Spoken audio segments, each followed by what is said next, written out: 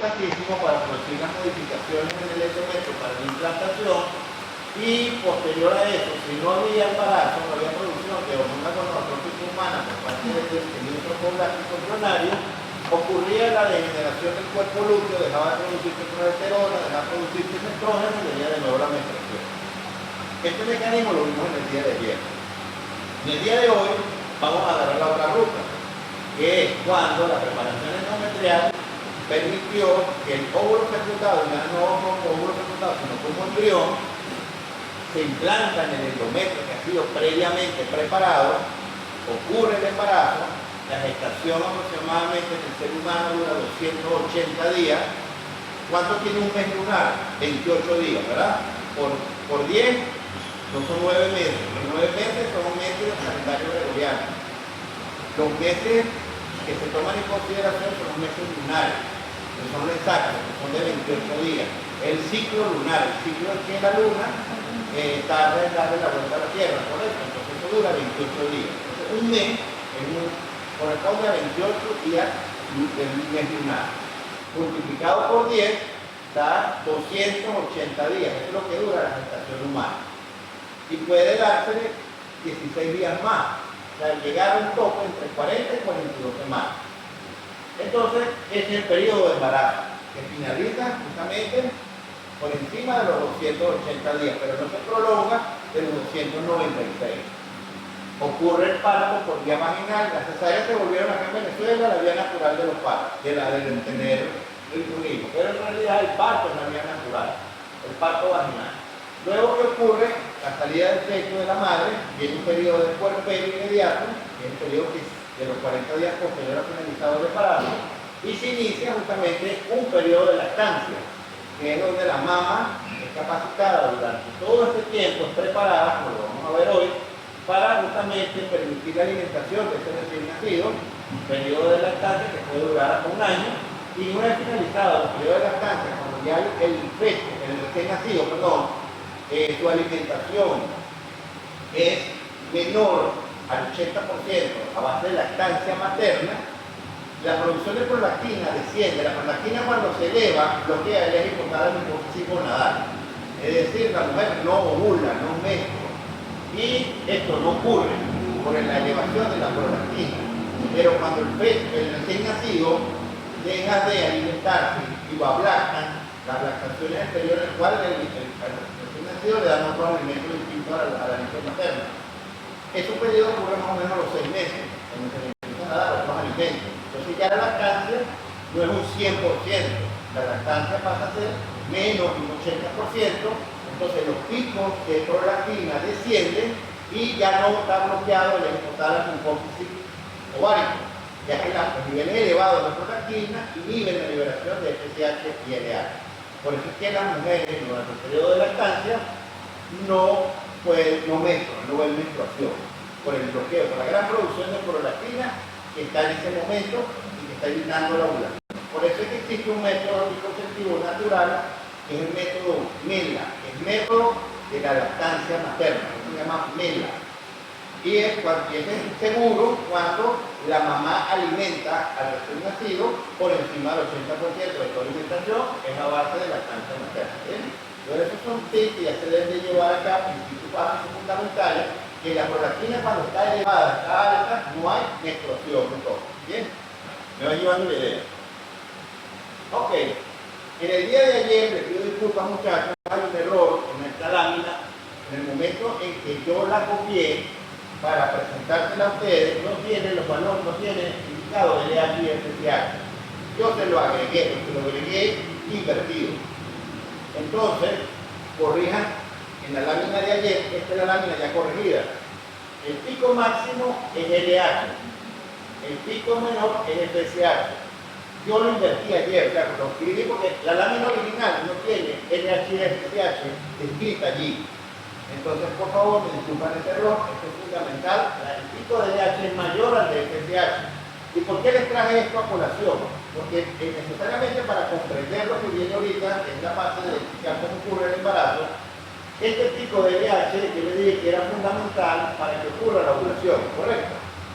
El pico de LH ocurre justamente con el propósito de que a nivel del folículo de Graf en la corteza del ovario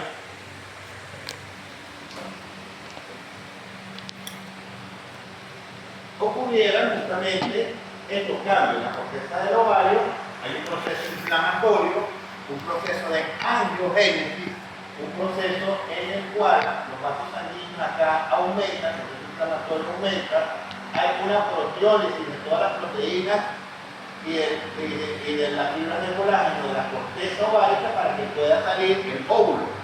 Y el óvulo sale del ovario y cae en la cavidad peritoneal. El óvulo al caer en la cavidad peritoneal, la trompa tiene que buscarlo. Él no se mete justito así por el óseo de la trompa. La trompa tiene una fimbria. Ustedes recuerdan con la anatomía, ¿verdad? Esas fimbrias responden a receptores. Este líquido folicular sirve de sustancia o estímulo quimiotáctico para que la trompa, las fimbrias, lo busquen. Y justamente en el fondo del saco de Douglas, la trompa baja como la trompa de un elefante y busca el óvulo para que él penetre dentro del óseo de la trompa. Se ha visto casos, y yo lo he vivido, en el cual la paciente tiene una trompa de un lado y un ovario del otro. Y no tiene de este lado ovario, y no tiene trompa de este. ¿Cómo sale embarazada esa persona? Ahí es donde se demuestra la teoría del efecto quimiotáctico del folículo. Al romper y salir acá el óvulo, la trompa lo busca del lado contralateral. Esta paciente yo lo he visto 3 veces en mi vida, ya que esta teoría del efecto quimiotáctico del ovocito, del líquido folicular sobre la trompa es cierta. Entonces, esta maduración a nivel de la corteza lo produce justamente el pico de LH, pero el pico de LH también es necesario para que el ovocito madure. Y el ovocito madura justamente cuando forma el segundo cuerpo polar. ¿Por qué? Porque en el proceso de meiosis, un proceso de reducción de carga, el ovocito inicialmente tiene 43 cromosomas, es decir, 23 pares. Y tiene que haber una reducción porque el espermatozoide tiene 23 cromosomas. Y el óvulo no puede tener 46 cromosomas, porque haríamos un individuo de 69 cromosomas. Y eso no es compatible con nuestra raza. Y eso no es compatible con la vida. Entonces, necesariamente, el ovocito tiene que sufrir una reducción que se hace mediante el proceso de meiosis. Entonces, se comprende, se pasa a metafase 2. Y esta metafase 2 justamente la propicia el efecto de la LH. Una vez que la trompa hizo su efecto sobre la búsqueda del ovocito ya maduro, tipo 2, él entra por el óseo de la trompa y a nivel de la ampolla de la trompa uterina es donde ocurre el encuentro del óvulo con el espermatozoide. Los espermatozoides, mediante el acto sexual, son vertidos en la vagina durante la eyaculación. Estos espermatozoides salen en forma de grumo en el semen y en el cuello uterino, pasa que no se ve bien definido el cuello está al fondo. Ahí sufren un proceso de capacitación los espermatozoides. Los espermatozoides salen lentos y salen todos unidos, amurruñados, vamos a utilizar ese término, aglomerados, uno con otro. Entonces, el semen tiene que sufrir un proceso de capacitación. ¿Qué es el proceso de capacitación? Que el grumo se vuelva líquido y eso se llama licuefacción. Cuando la licuefacción está atrasada, demorada, dura más de 1 hora, el paciente comienza a tener problemas de fertilidad. Es decir, la capacitación es clave para que puedan justamente los espermatozoides hacerse más rápido y buscar justamente el moco cervical para poder ascender hacia el cuello y hacia la cavidad uterina. Correcto, es un viaje que dura 20 minutos, ya que el espermatozoide tiene una velocidad aproximadamente de 20 micras por segundo, imagínense, muy rápido. Él en 20 minutos ya está en la trompa. Entonces, ese proceso de licuefacción y capacitación espermática es clave para el ser humano. Y depende de los factores también vaginales, un pH excesivamente ácido, un pH vaginal excesivamente alcalino, un cuello donde exista exceso de mediadores inflamatorios, como la cervicitis crónica, puede producir problemas para que el espermatozoide puede ascender a través del cuello. Entonces es primordial que ustedes sepan la importancia que tiene la capacitación espermal. A nivel del cervix, ¿qué pasa en este momento en que está ocurriendo la ovulación con el cervix, el cuello uterino? ¿Qué hay en el exceso de las hormonas que están acá? Estamos midiendo los estrógenos, ¿correcto? No hay progesterona. Y estos estrógenos, a nivel del cervix, a nivel del cuello, van a producir producción exagerada de moco, abundante, filante, cristalino, acuoso, no es espeso. Entonces, esa cantidad de moco es la cascada propicia para que los espermatozoides puedan entrar a través del canal cervical. Entonces, un espesamiento del moco también influye en el ascenso de los espermatozoides. Muchos anticonceptivos que derivan de la progesterona espesan el moco y evitan justamente el ascenso de los espermatozoides como mecanismo de acción coadyuvante, porque aparte de evitar la ovulación, evitan el crecimiento del endometrio y ponen el moco espeso.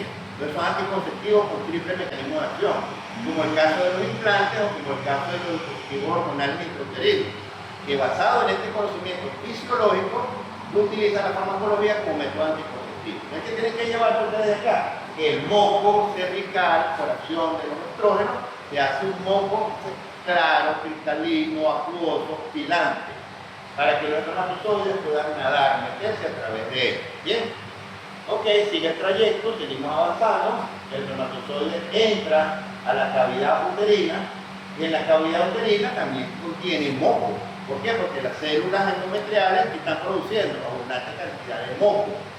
Las glándulas que se formaron por acción de los estrógenos están produciendo moco, la cavidad uterina se llena de ese moco para que los espermatozoides sigan nadando, sigan remontando. Entonces los espermatozoides prácticamente dentro del lecho endometrial tienen un medio ideal para nadar. ¿Y ese efecto quién se nos da entonces?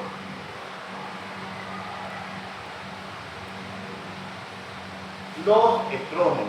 Esta es la importancia de los estrógenos en esta fase. La fase folicular, la fase uterina proliferativa. En la fase ovulatoria, los estrógenos están altos para permitir que todo esto ocurra. Piensen que aquí no hay progesterona.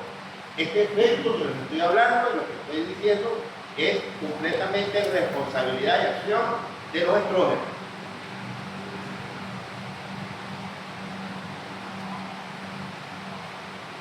Una vez ese endometrio, por acción excesiva de esos estrógenos, estas glándulas endometriales secretan más moco, las camas endometriales se hacen más gruesas y comienzan justamente a hacer un endometrio que es propicio para que se dé la implantación. Aumentan la vascularización, aumenta lo que es la tortuosidad de las glándulas y la secreción de estas glándulas, lo cual va a permitir justamente que esos espermatozoides naden libremente a través del endometrio, busquen el ósteo de la trompa, cualquiera de las dos trompas, al azar, van a ir cada uno a un lado izquierdo y derecho. ¿Y qué hay dentro de la trompa? ¿Cómo se llaman estas estructuras que están en la mucosa de la trompa? ¿Ah? Los cilios. Un epitelio ciliar, correcto. La trompa tiene cilio, el endometrio no tiene cilio, el cuello no tiene cilio, la vagina no tiene cilio. El epitelio de la trompa tiene cilio. Esos cilios tienen receptores para los estrógenos. Y esos estrógenos aumentan la actividad ciliar dentro de la trompa para crear un flujo que vaya hacia la trompa uterina, que va y aumenta un penetratismo en la trompa, que son estrógenos, sobre la musculatura lisa de la trompa para que la trompa se mueva y ejerza ese efecto localizador del óvulo que está ¿dónde? Que está en el fondo de Douglas. Una vez que el óvulo está liberado y está esperando que la trompa lo agarre en el peritoneo, la trompa lo capta y este movimiento ciliar lo incorpora en la ampolla de la trompa y ahí es donde los espermatozoides hacen su fiesta. Entonces, los espermatozoides que ya fueron capaces de llegar y que no son los 15 millones que depositaron abajo. Ellos llegaron a 50.000 aproximadamente. Y esos 50.000 no es el más rápido, es el más acto, el que logra justamente afrontar al óvulo y en él ocurren una serie de reacciones necesarias para que pueda justamente el espermatozoide entrar al citoplasma del ovocito para producir la fecundación. Y esas etapas ustedes quizás las vieron en el micro, como lo son la denudación, que lo hace el espermatozoide que tiene arriba, tiene el acrosoma. En el acrosoma tiene dos enzimas muy importantes en este caso, que es la hialuronidasa y la acrosina. La hialuronidasa es la primera. En el momento en que el espermatozoide se afronta a la membrana, la hialuronidasa que contiene el ovocito. El ovocito tiene alrededor de estas células, que son las células de la granulosa, que formaban parte del cúmulo óvulo. Y ella, por acción de la hialuronidasa, la célula se limpia, se separa, para exponer justamente a la zona pelúcida, para que el espermatozoide pueda tener en contacto con ella. ¿Por qué? Porque la primera barrera que ellos tienen es esta. Si no, el espermatozoide no se fertiliza, el óvulo no se fertilizaría. En los procedimientos de fertilidad, nosotros en el trabajo del laboratorio de embriología utilizamos una hialuronidasa en los medios para poder denudar o separar esta célula de la granulosa que observamos en los ovocitos extraídos. Y también el biólogo lo hace de manera mecánica, agarra la parte de aguja microscópica y denuda, limpia esta capa de células para que el espermatozoide pueda de esa manera tener contacto directo de la membrana del ovocito, tenga contacto justamente con la membrana del espermatozoide. Y eso lo hizo ¿quién? De manera natural, la hialuronidasa. Una vez que la membrana del espermatozoide se pone en contacto con la zona pelúcida del ovocito, hay una fase de identificación, porque si no un espermatozoide de perro, un espermatozoide de gorila, un espermatozoide de burro, un espermatozoide de toro, fertilizar el óvulo, y no lo hace. Entonces, eso lo hace una proteína, que es la proteína ZP3, que está sobre la membrana del óvulo, y que justamente el óvulo y el espermatozoide, y el espermatozoide no contienen esta proteína, el óvulo no la reconoce, no lo identifica, tú dices, epa, tú no eres de mi especie, y justamente no ocurre la fusión de las membranas. Entonces necesariamente tiene que haber la ZP3, que es una proteína de la zona pelúcida, que es la que reconoce justamente al espermatozoide como de su especie.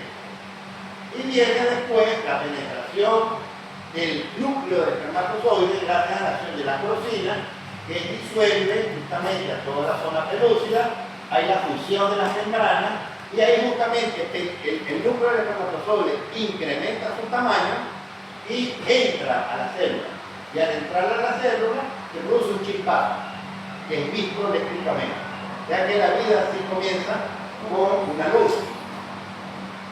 Existen cámaras de filmación que miden justamente los cambios en la función de la membrana del espermatozoide y del óvulo, y justamente el óvulo hace una despolarización de su membrana, y ha sido captada en imágenes ese cambio de polaridad a nivel de la membrana genera justamente una especie de chispazo que en algunas cámaras ha sido captado. Entonces, eso recientemente, hace el año pasado, hubo una publicación justamente de ese destello lumínico generado por la fusión de las membranas, que es visto a través de cámaras sensibles a cambios de voltaje de membrana. Bueno, una vez que esto entra, el espermatozoide entra solamente el núcleo, queda la cola afuera, queda todo lo que es la estructura locomotora del espermatozoide, el cuello y la parte de la membrana citoplasmática, lo que entra en el núcleo. El núcleo aumenta el tamaño, el ovocito que forma el segundo cuerpo polar, y el núcleo del ovocito se fusiona con el del espermatozoide. Y ya a partir de acá se ven dos pronúcleos. Esos dos pronúcleos los vemos así en vivo. Esto es una foto de un embrión humano en un día. Aquí está el segundo cuerpo polar y vemos los dos pronúcleos. Esto indica que el ovocito fue fertilizado. Esto ocurre en la trompa uterina. ¿En dónde? En la ampolla. En la ampolla tubal. Si esto tuviera 3 pronúcleos, ¿qué quiere decir? ¿Qué se le ocurre a ustedes? Si en vez de ver 2 pronúcleos en 3. Ah. No. Y el espermatozoide fue penetrado por 2 espermatozoides. Que creo que el óvulo entraron 2 espermatozoides. Y eso es muy común verlo en los procesos de fertilidad. Porque como se denudó completamente la membrana del espermatozoide, entonces no es uno el que hace el trabajo, sino llegan 2 de una vez. Entonces es un error de la manipulación del ovocito, que ese ovocito lo hacemos prácticamente susceptible de que los 2 espermatozoides puedan entrar a la vez. Y eso, estas cargas genéticas, si tenemos 23 cromosomas de un espermatozoide, 23 de otro, y los 23 del óvulo son 69. Eso no es un individuo normal. Entonces, cuando el biólogo observa 3 pronúcleos, ese embrión se descarta. No sirve. ¿Por qué? Porque se fertilizó con 2 espermatozoides. ¿Bien? Entonces, los morochos, los gemelos no se forman así. Los morochos, los gemelos se forman o de 2 óvulos o de que en el proceso de emisión, como este, en el segundo día del embrión, estos son blastómeras, en el tercer día las blastómeras son mayores. Cuando esto puede ser que ocurra una segmentación y de los gemelos idénticos, una clonación natural. ¿Okay? O cuando los óvulos fueron fertilizados y los óvulos se implantaron. Los embriones que implantaron, como vienen los morochos. Los morochos son monocigotos con gemelos dicigotos. ¿Entendieron? Monocigoto es porque viene de un óvulo. Y dicigoto que viene de 2 óvulos. Bueno, estos son fotos de embriones en 3 días. Entonces ocurrió lo que les acabo de explicar en la ampolla, ¿verdad? La ampolla. Ahora viene el regreso hacia la cavidad. Los embarazos no pueden ocurrir en la trompa. Si ocurren en la trompa, son embarazos ectópicos, fuera de lugar. Y esto no es compatible con un embarazo normal, porque entonces se rompe, se estalla y se convierte en una emergencia. Ahora, hay embarazos ectópicos que sí han nacido, son los embarazos ectópicos abdominales. El óvulo cae, el espermatozoide lo fertiliza en el peritoneo y todos los procesos de implantación ocurren en el peritoneo. Y la placenta y todo eso se implanta en los vasos intestinales. Imagínense el desastre que puede ocurrir cuando el bebé puede nacer a través de cesárea. Ahí vamos a hacer con la placenta si eso está todo pegado. Entonces ahí es donde recibe fármacos de tipo quimioterapia para justamente disolver esa placenta que se pegó en todo el intestino. Pero eso no puede. Ok, volvamos. Tenemos entonces ya un embrión de un día, tiene que devolverse y replantarse en la cavidad. Entonces viene una serie de factores neurológicos que facilitan el movimiento ciliar. Factores neurológicos son un grupo de sustancias químicas que son capaces de activar la motilidad tubular y que permiten de esa manera un movimiento hacia un sentido determinado. El sentido de dónde? De las trompas de la cavidad. Entonces, estos factores neurológicos son en parte fundamentados por el efecto que tiene la progesterona. Ya cuando ocurrió la ovulación del cuerpo lúteo, que quedó en el ovario, la relaxina que está produciendo el cuerpo lúteo, permiten de esa manera que esta musculatura de la trompa sea más lenta, no sea tan rápida, pero la actividad ciliar sí es mayor. Y de esa manera el embrión, que tarda entre 6 a 10 días, llega al endometrio. En ese tiempo, en esos 6 a 10 días, ¿qué pasó con el endometrio? ¿Estaba bajo el efecto de qué?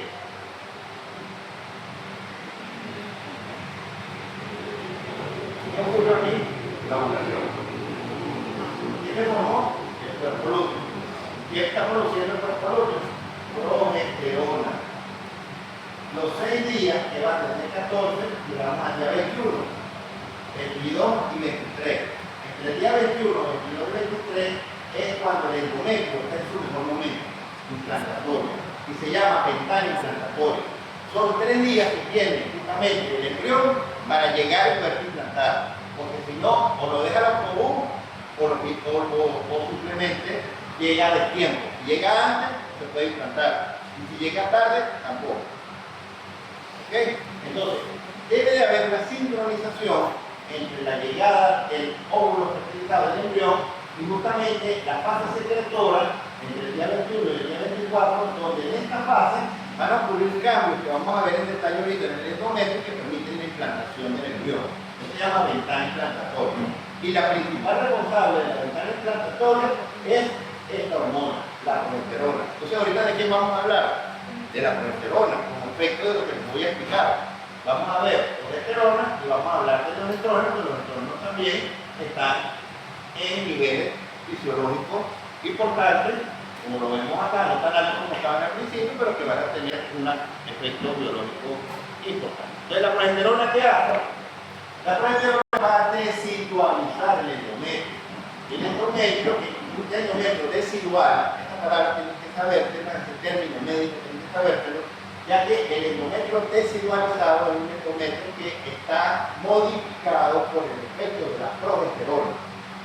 Y ese efecto tenemos grandes cantidades de glándulas con procesos de mitosis glandular, vacuolas que están dentro de las células endometriales que tienen glucógeno y tienen líquidos que son necesarios para aportar energía a estas células que se están implantando. O sea, hay que darle aporte energético. Por eso es que ellas se evaporan para formar justamente gránulos de glucógeno y gránulos de líquido que son necesarios como fuente de energía para la implantación y el desarrollo de las células protopláticas. Secreción de moco, edema del estroma, reacción pseudo desigual, es decir, las glándulas se hacen mucho más tortuosas y más gruesas. Comienzan a haber mitosis en el estroma, a nivel del estroma glandular, y sobre todo hay gran infiltración leucocitaria. ¿Ya? Esta mucosa infiltra los glóbulos blancos. Y estos glóbulos blancos son determinantes para el proceso de implantación, que vamos a hablar ahorita. Estos son los organos que se producen en la mucosa endometrial y se llama decidua. Esto es clave que se lo aprendan. La decidua. ¿Por qué es decidua? Decidua es un cambio en el endometrio especial para permitir la implantación. Y es esto. Y eso lo vamos a ver durante las 12 primeras semanas del embarazo. Esos cambios en el endometrio, cambios deciduales, producidos por ¿quién? ¿Qué hormona? La progesterona.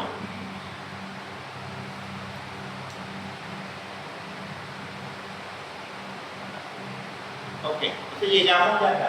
Esta lámina es clave, importante, de resumir de todos los elementos que son importantísimos para que pueda ocurrir la implantación. Entonces, fíjense acá tenemos el número de días, el ciclo menstrual, menstruación, día 14, en teoría donde ocurre la ovulación, y está que es la ventana implantatoria, que más o menos hay libros que dicen que está entre la 19 y la 21, otros dicen que está entre la 21 y la 24. Pero para el consenso general, pero tienen que saber de que es necesaria la ventana implantatoria. Y que puede ser la implantatoria, puede durar 5 días, para no enredar. O sea, ni son 3, pero tampoco son también. Hay quienes escriben que esta ventana implantatoria puede estar hasta el día 24, entonces son 5 días. Entonces lo importante es que ustedes sepan la importancia que tiene la ventana implantatoria. ¿Qué importancia tiene la ventana implantatoria? Que primero el endometrio, que es este que está acá, hizo cambio de desidualización generado por la progesterona, como lo expliqué anteriormente, y aparte de eso, el endometrio debe producir mucina tipo 2, quimiosinas y citoquinas generadas por ¿quién? Por los glóbulos blancos que están metidos allí, para permitir de esa manera la aceptación inmunológica de ese nuevo ser. Porque este nuevo ser tiene antígenos de incompatibilidad del padre. Entonces, la mitad de este ser, la mamá lo va a rechazar. Porque tiene antígenos de incompatibilidad de quién? Paterno. Y el padre es ajeno para este ser, ¿verdad? Entonces, acá tiene que haber una adecuada aceptación inmunológica que es generada justamente por estas citoquinas y estas quimiosinas. A su vez, este nuevo ser que ya está en etapa de blastocisto, debe de tener expresión en la superficie de L-selectina, de integrina y de caderina. ¿Qué son estos? ¿Qué recuerdo que ustedes son estos? Esta mujer la han oído en biología celular, se las nombraron por lo menos.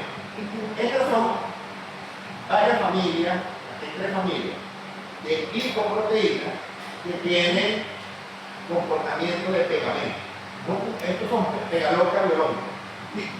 La gente está quedando convierte en qué? Una pegaloca, ¿verdad? Sí. Bueno, cuando ustedes vean estos nombres, que su mente de una vez le pega la pegaloca.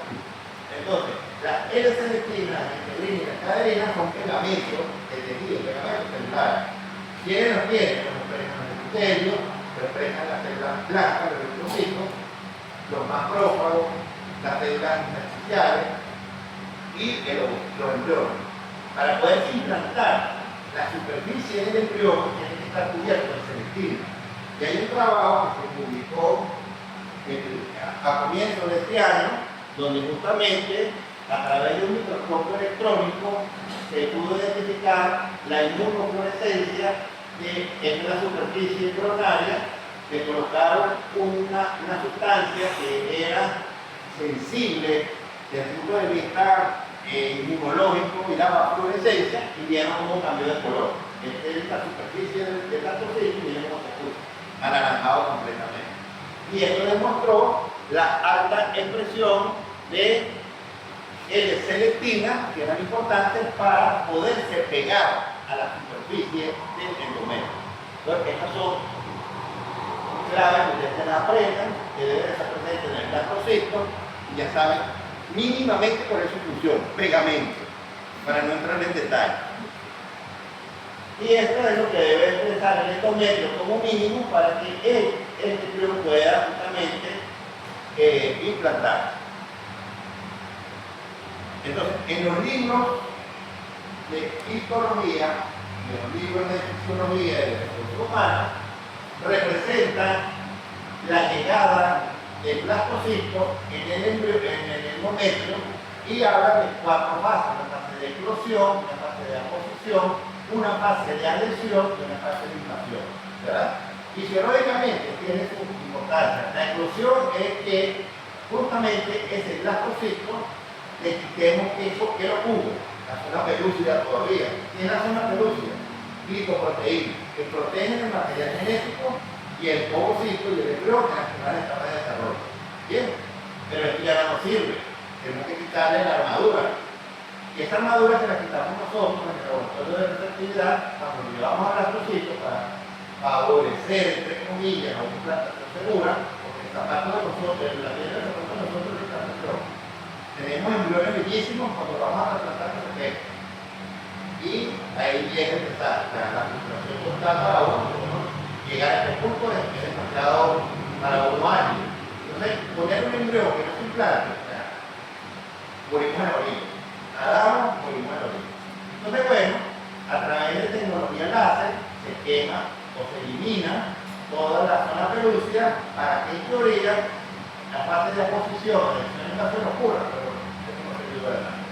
Ya que es importante lo que les mencioné anteriormente, la expresión de qué, de selectina, de caderina y de integrina para que se pueda el embrión pegar, porque si no, no lo hago.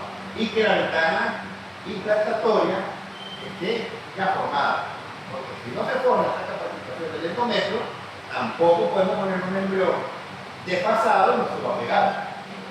Entonces es muy complejo esto. Podemos poner un embrión muy bonito, muy acto, pero si no está preparado él por fuera y el endometrio no está preparado, no va a haber nada.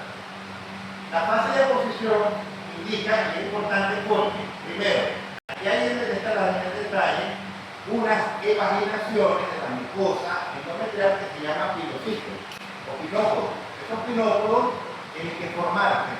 Esos pinópodos justamente son parte de la ventana implantatoria. Estructuralmente son como indicaciones que hace la superficie del endometrio y que ahí es donde se acopla o se engancha mecánicamente el polo embrionario del lactocito. Parece que el lactocito está formado por un polo embrionario que es este y una capa externa que es el trofoblasto, ¿verdad? Él lo cubre todo el trofoblasto.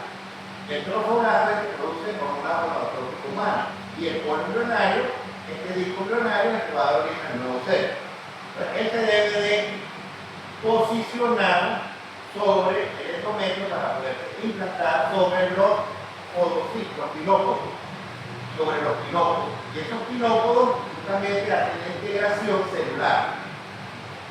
Hay la adhesión, con la expresión de todo lo que yo dije ya, del pegamento biológico.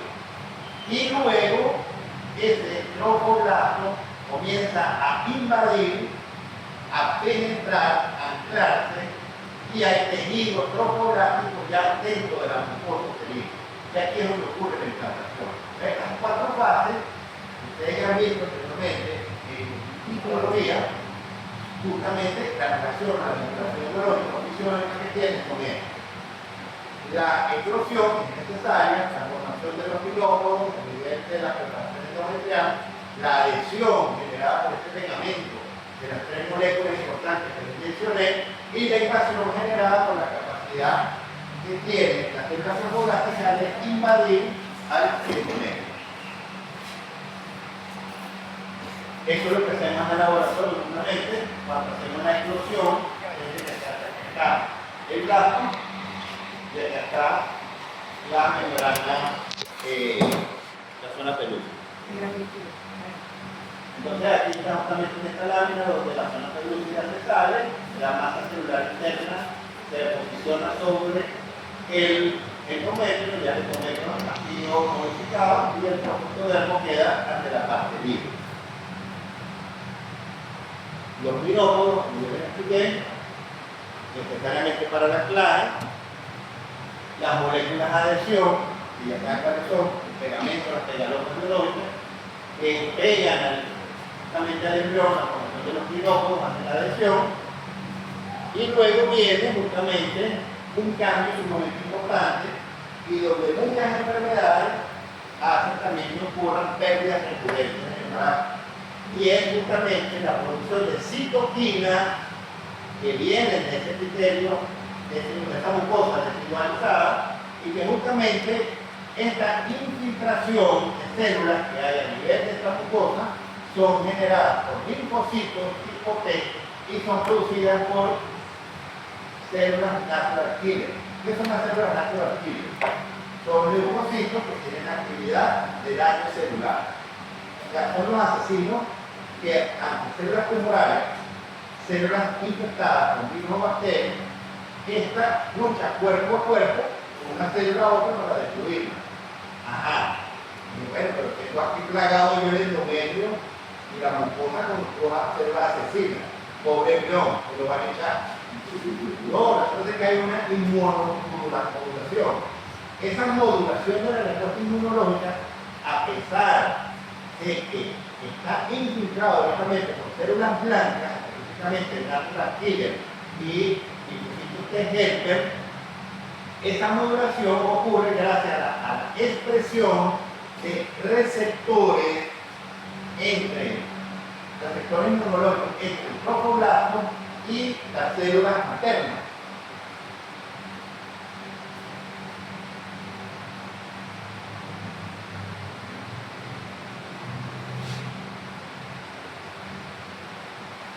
Acá tenemos las células del trofodermo, que es la parte externa del embrión. Y aquí tenemos 2 antígenos de histocompatibilidad, como son el materno y el paterno. Con el materno no hay problema, porque es sangre de tu sangre y no rechaza su propia célula. El problema es el padre.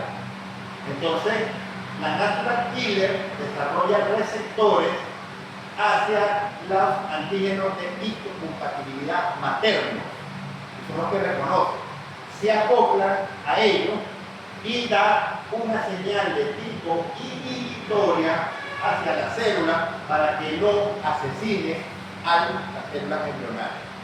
Pero cuando de manera patológica las natural killer uterinas aumentan en cantidad o no ocurre cambio de inmunomodulación generado por la progesterona y generado por enfermedades propias autoinmunes en el paciente, el glóbulo blanco natural killer destruye el embrión y se aborta. Entonces son pérdidas del embarazo atribuibles a factores inmunológicos que son menos del 1% de la patología implantatorio. El 1%, no es tan frecuente, pero puede ver. Entonces, eso lo entendieron, ¿verdad? El tromboblasto tiene información anticompatibilidad paterna y compatibilidad materna. Entonces, estos desarrollos depende de la acción de los dispositivos y depende justamente de los receptores que desarrollen las células cancerígenas hacia la opción materna. Este receptor, el rojo. El reconocimiento visual. ¿Quién es el tigre? La parte materna. O sea, que hay una respuesta de reconocimiento. O sea, llegó, esto es un policía. El papel que demostró es que tiene el receptor materno. Mira, yo tengo que soy de tu sangre. ¿Por qué? Porque tengo material materno y no me puedo atacar. Soy de los tuyos. ¿Cómo le dices que soy de los tuyos? A través del antígeno de compatibilidad materna, que es el que hace el receptor de la unión, justamente el que hace el receptor inhibitorio, y le quita el poder asesino a la célula.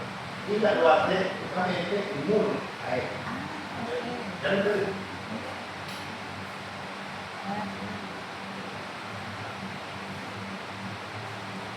Entonces, gracias a todo esto, es el método natural de nuestra especie para tener una tasa no de 100%. Porque no todas las personas que se aparean el día 14, el día de la ovulación, se embarazan. Solamente de 100, 30 de ellos. Entonces, esa es la manera natural que tiene nuestra especie de justamente controlar la natalidad. Y es mucha, mira cómo estamos plagados del mundo. Y de paso lo que hacemos fertilidad, hemos aportado 10 millones más. Imagínense, ya esto es bastante para nuestra especie. Pero no es tan fácil tener un muchacho como lo ven. Esto es un verdadero milagro para nuestra especie. El 30% nada más se embaraza, porque no tengan problemas. Y fíjense que esto depende, este 30% de todo lo que yo les mencioné, de la ventana implantatoria, de la formación de proteínas de adhesión, de pegamento biológico y de qué más, de la histocompatibilidad. Y de que todos los cambios hormonales sean sincronizados y adecuados. O sea que esto es muy complejo y logramos un 30% de los embarazos. El programa de enseñar en fisiología que define el embarazo. El embarazo es el periodo que transcurre entre la concepción, es decir, la fecundación del óvulo espermatozoide, que para mí es allí donde comienza la vida. No como los protocolos de París y de Viena que dicen que la vida comienza a partir de la semana 8 y que antes de la semana 8 podemos hacer un embrión lo que nos dé la gana. Yo creo que no, la vida comienza aquí, de la unión del óvulo con el espermatozoide. Y finaliza con el parto. Eso es el embarazo, desde la fecundación hasta el parto. Que dura el promedio, que esto debe ocurrir dentro del útero, el embarazo obviamente, que los seres humanos tienen un promedio que va de 280 a 296 días, no más. En los libros refieren 288. Esto se llama periodo de embarazo, gestación o gravidez. El programa también dice que les define aborto. ¿Qué es aborto? Es la pérdida de la gestación antes de la semana 20. O que el producto de la fecundación sea pese menos de 500 gramos, medio kilo. O sea, una pérdida, un paciente tuvo una pérdida y pesaron el feto, que el feto pesa menos de 500 gramos, es aborto. O que ocurra antes de la semana 20. No sé por qué en la fisiología mencionan todos los términos, pero ahí los tienen.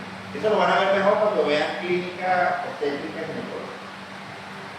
Bueno, lo que nos corresponde hablar ahora es acerca de las hormonas producidas durante el embarazo. Fíjense que ya todo lo complejo que puede lograr un embarazo. Ahora hay que mantener ese embarazo dentro de un útero. La mamá tiene que hacer cambios importantes, ¿verdad? Ustedes ven que es embarazada, lo primero que le crece es el útero para albergar el feto. El feto tiene que crecer, desarrollarse de la nada, desde el cero. Entonces tiene que haber cambios importantes tanto en el feto como en la madre. Y esos cambios son generados justamente por dos órganos endocrinos fundamentales como lo son el cuerpo lúteo, un órgano endocrino dentro del ovario, y la placenta, la cual aparece entre la semana 10 y 12 de gestación. Esos dos órganos endocrinos que vamos a tener en el periodo de embarazo. Y esos órganos endocrinos, tanto el cuerpo lúteo como la placenta, producen esta hormona. La hormona gonadotrópico-humana, la cual es una glicoproteína producida en el sistema ocular, y que ya vamos a explicar para qué sirve. El lactógeno placentario es una glicoproteína muy similar a la hormona de crecimiento, es producida en el sistema ocular. La prolactina la produce la mamá y la produce la placenta también, y la produce el endometrio. La relaxina, que es una hormona que también van a conocer bien en la función, la produce el cuerpo lúteo y la produce la placenta, la produce el sistema ocular. La activina y la inhibina, ya sabemos para qué sirven, la produce el cuerpo lúteo y la produce el sistema ocular. La hormona de crecimiento placentaria, ya no solamente la paterna se produce, sino la placenta también, para producir justamente funciones importantes en el crecimiento fetal. Obviamente, estas hormonas no se van liberando de manera abrupta desde que comienza el embarazo, es progresivo. Tenemos 280 días, 40 semanas, y cambios que van a ocurrir en 10 meses lunares o en 9 meses del calendario gregoriano. Entonces, progresivamente estas hormonas van cambiando con las etapas. La más importante es las etapas iniciales, que van desde el día 0 hasta el día 12, que la produce el cuerpo lúteo, que es la gonadotropina clorhídrica humana, la cual debe mantener el cuerpo lúteo para que produzca progesterona, estrógeno, necesarias para el reproductivismo, y que favorecer la implantación del embrión en las primeras etapas de desarrollo. Luego ella comienza a descender, siendo prácticamente imperceptible después de la semana 20. ¿Para qué nos sirve? ¿Para qué nos sirve también la hormona gonadotrópica? Nos sirve como un biomarcador para el embarazo. En la primera semana se detecta en sangre. En la segunda semana se detecta en orina. Primero sangre, después orina. El que va a empapar todo, se pone la prohibida de orina. ¡Ay, no estoy embarazada! Y la semana que viene no muy frío. ¿Ok? Entonces la prueba de embarazo es susceptible de acuerdo a cómo esta hormona vaya aumentando. Entonces, la primera semana se detecta en orina, en sangre. La segunda semana se detecta en orina, ya se elimina por orina. Aparte de servir como biomarcador de embarazo, también sirve de biomarcador para síndrome de Down. Los síndromes de Down, cuando se forman en etapas tempranas, la HCG no se corresponde con valores promedios, ya conocidos como normales, sino son sumamente altos. Y eso se utiliza como sospecha desde el comienzo para que este nuevo ser, que es un embarazo único, son dos, obviamente el doble de la producción. Si son embarazos generales, la HCG es el doble, tiene que ser el único el embarazo. Para que esa HCG alta sea considerado un biomarcador de sospecha, no de diagnóstico para síndrome de Down. Ella comienza a aumentarse y su principal función es mantener el cuerpo y producir relaxina, relajar el útero. Luego comienza a aparecer otra hormona, acá que comienza a aparecer ya cuando la placenta se comienza a formar en la semana 10, que es el lactógeno placentario, que es un aumento progresivo al final del embarazo de los espíritu humano. Tenemos otra hormona por acá, los estrógenos. Los estrógenos eran altos en la fase folicular, descendían levemente en la fase lútea, pero se mantenían. Y posteriormente, por acción del cuerpo lúteo y la placenta, los estrógenos aumentan. Entonces, los cambios de la embarazada, que vamos a hablar ahorita, son atribuibles a quién? A los estrógenos. Y hay otra hormona que también aumenta, la progesterona. La progesterona aumenta desde que ocurre la ovulación, en las primeras etapas de desarrollo, y la progesterona aumenta hasta el final del embarazo. Entonces, los cambios de la embarazada son atribuibles a los efectos estrogénicos, a los efectos de la progesterona, a los efectos del lactógeno placentario y a la gonadotropina clorhídrica y a la relaxina. La relaxina es como en la primera etapa de desarrollo está muy alta por el cuerpo lúteo y luego desciende. ¿Por qué? Porque si el útero comienza a contraerse por efecto de los estrógenos, como es que los estrógenos aumentan la contractilidad uterina. Entonces la relaxina en las primeras etapas de desarrollo vienen a contrarrestar el efecto móvil del tono uterino. O sea, en vez de hacer un tono uterino fuerte, significaría que el contenido se expande, pues se aborta. Una de las maneras que tiene el organismo de contrarrestar el efecto contráctil del estrógeno es a través de la relaxina al comienzo del embarazo. Y después, a través de la progesterona. La progesterona tiene efectos relajantes sobre la fibra muscular. El estrógeno lo produce que aumenta el tono del útero. La prolactina, la progesterona y la relaxina tienen efectos relajantes. Entonces evita la contractividad uterina. Por eso utilizamos la progesterona como profolítico, como para evitar la amenaza de aborto y la amenaza de parto pretérmino en pacientes que tengan contractividad uterina. El efecto que tienen los estrógenos también es que ellos aumentan los receptores a oxitocina. ¿Qué hace la oxitocina? ¿Recuerdan que tiene un hipófisis que contrae el útero? ¿Recuerdan? Bueno, los receptores de oxitocina los incrementan los estrógenos durante el embarazo. Al comienzo del embarazo, el útero no tiene receptores de oxitocina, pero lo que tiene que desarrollarlo. ¿Para qué? Para que cuando ocurra el parto, al final, en la semana 40, esté la población de receptores de oxitocina que son necesarios para que pueda haber el trabajo de parto, si no ocurre, para que la oxitocina pueda actuar. Entonces, la expresión del receptor de oxitocina es dada por los estrógenos. Entonces, hay mucha gente que comete el error por tener base fisiológica importante. Entre la semana 8 y la semana 9 hay aborto. Le hacen un curetaje al paciente y le mandan a poner oxitocina para contraer el útero, para mantener el útero contraído y evitar la hemorragia. Eso está traído por los cabellos, de que no hay receptores para oxitocina, no lo utilicen como efecto mío contráctil en el grupo. Antes de la semana 20, porque no hay receptores de oxitocina, no va a actuar. Utilicen derivados de otros compuestos, como la cotamina, que sí tienen receptores en el útero, que no depende de esto, y lo podemos traer. Como el etergil, por ejemplo, pero ahora vamos adelante. Entonces, jamás se les ocurre a ustedes en su vida ponerle oxitocina a una paciente antes de la semana 20, porque no les va a servir de nada. ¿Por qué? Porque no hay impresión de receptores de oxitocina, que lo genera ¿quién? Los estrógenos. ¿Entendieron? ¿Quieren descansar un rato? Vamos a ver qué viene. Descansamos un rato para que no buscar. Bueno, vamos a explicar rapidito esto, un repaso y les doy un descanso de 10 minutos. Esto es para explicar que en la alimentación sexual masculina la importancia que tiene la HCG, la hormona gonadotrópica humana, una vez que está presente el gen, el cromosoma Y, el gen del SRY, que es el que produce la hormona antimulleriana, que es encargada de generar todo lo que provenga del Müller, ya en el testículo primitivo se ha diferenciado Centrum y Leydig. Entonces, la hormona antimulleriana la va a producir justamente la célula de Centrum.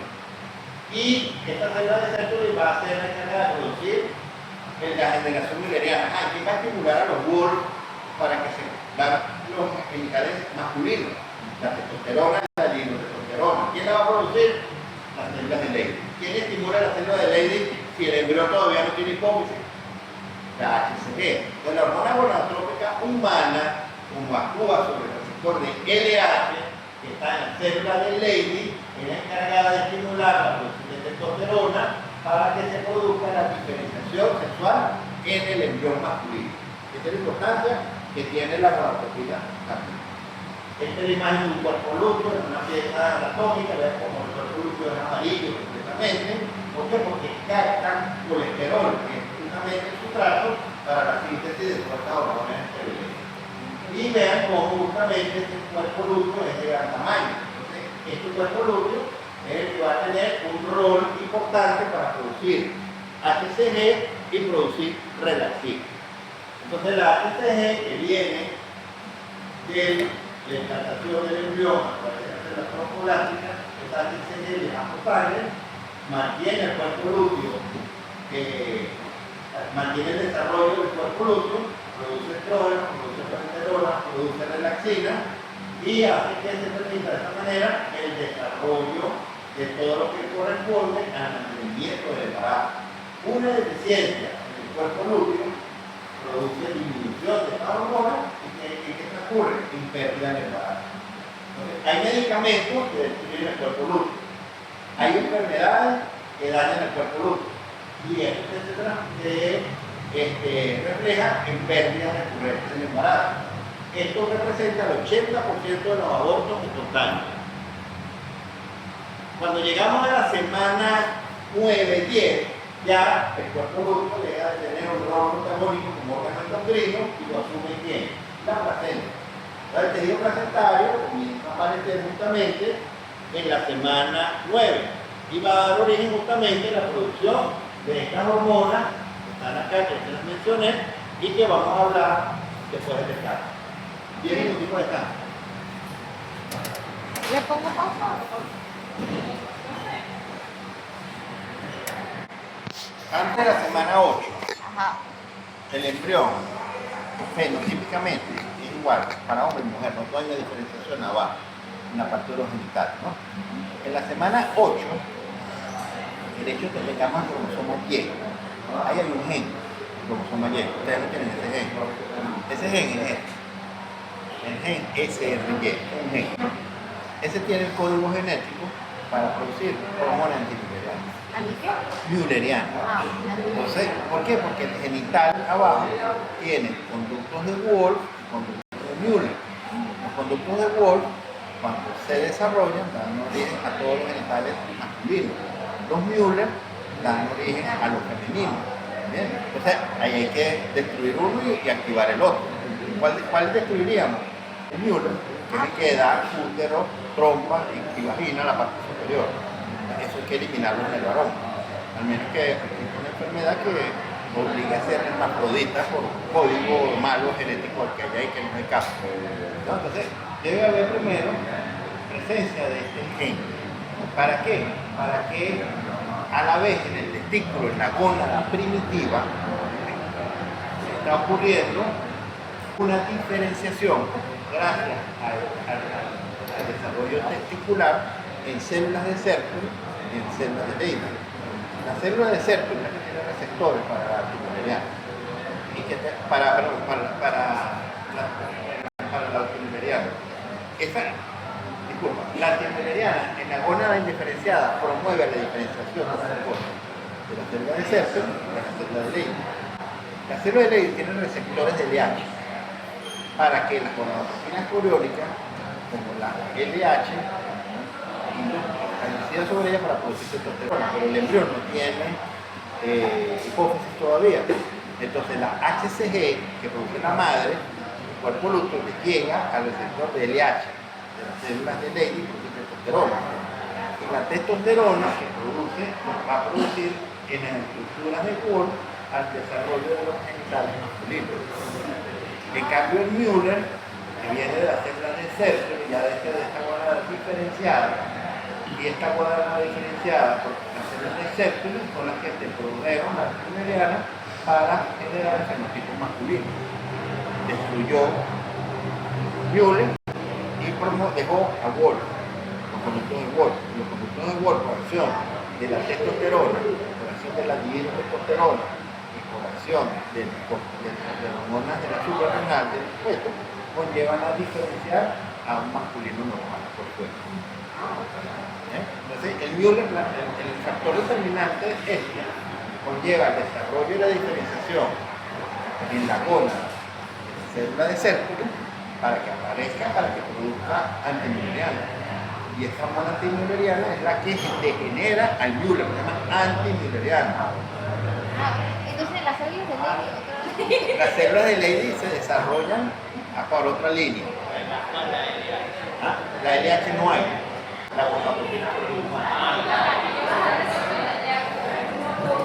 La de Leydig tiene el receptor de LH, que actúa LH y actúa con el LH no hay. Ahí la produce es la ahora sí.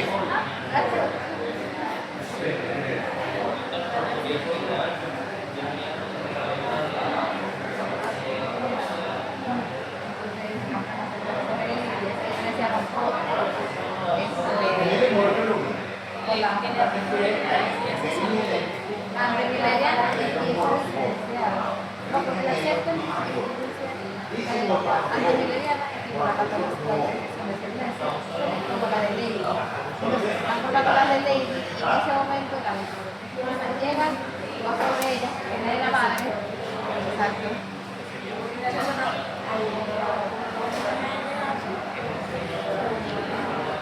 La hermana,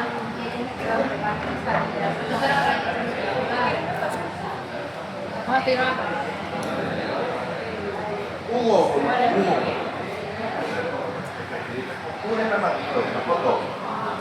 Dos productos de ADN del espermatozoide que llegan a la madre.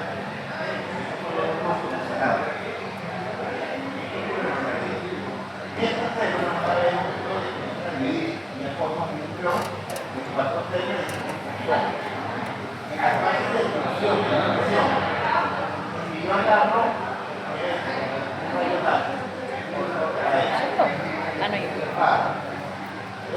como la tamaño, una división binaria, y digo esto al otro lado.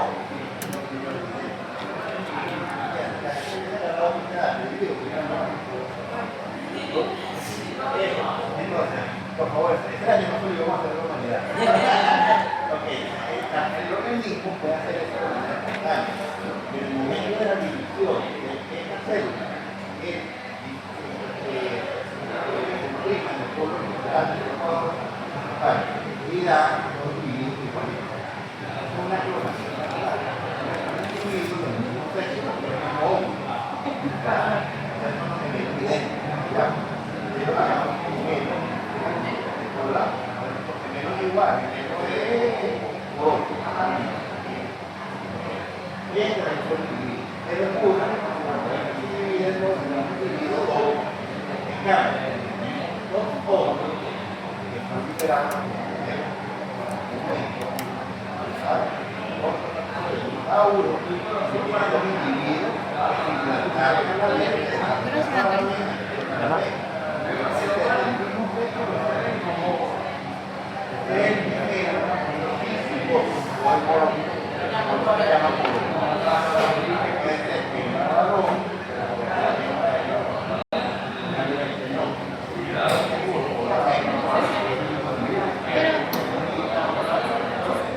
Profe, yo había leído que había una interacción en la que sí de los mujeres no se puede ocurrir que había una mujer. No, el sexo lo determina el cromosoma y es del hombre, la presencia, o sea, el sexo lo determina el espermatozoide. El espermatozoide sea uno Y y uno X. ¿Ah? Ajá. Si son dos óvulos, son dos muchachos que se están creando a la vez, el mismo nacen a la vez. Y no podría ocurrir que uno puede ser XXY. ¿Ah? Uno de ellos puede ser XXY. ¿De cuál? No, son del mismo sexo siempre. Los dos, si uno es XXY, el otro también es XXY. Son del mismo sexo porque Doctor, vienen del mismo óvulo y del mismo espermatozoide. Doctor, disculpe, ¿cómo se da la división? ¿Se da por como que Ese es dato binario? se divide aquí. Pero simplemente se separa así. Se separa. Yo agarro un láser y divido este embrión en dos y cuando ellos se regeneran, pueden regenerar. Cierro otra vez la membrana. Sí, porque estas células son pluripotenciales. Ah, ok, ok. Esa propiedad pluripotencial dura 5 días nada más. Entonces es como una ficha binaria Sí. de cualquier... Mira, nosotros hacemos estudios, sacamos una blastómera de estas, una, Ajá. y le hacemos estudios genéticos a esa. Sabemos el sexo del embrión y sabemos si viene o no con una enfermedad. Y no pasa nada porque nosotros rompemos acá, sacamos la célula Ajá. y eso se regenera, se autorrepara. Y ambos tienen la misma carga, la misma información, la misma todo. Igualito, Gracias. ¿Ah? Ajá, que son los son los, ¿cómo se llaman eso?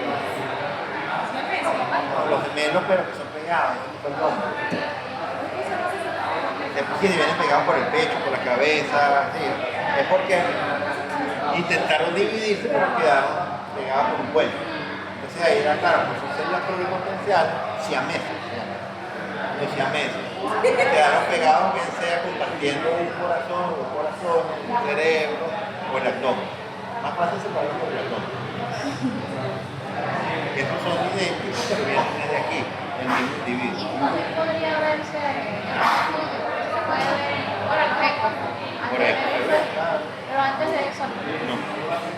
Bueno, listo muchachos. Vamos en la tienda, vamos a tomar la clase. Tengo más, no, yo tengo aquí. No, tengo más. Leña, ¿me puedes poner ahí, por favor? Hola, tú también es para... Pero ponlo así porque el micrófono quede para donde va él. Chácata. El micrófono está abajo. Como todo micrófono.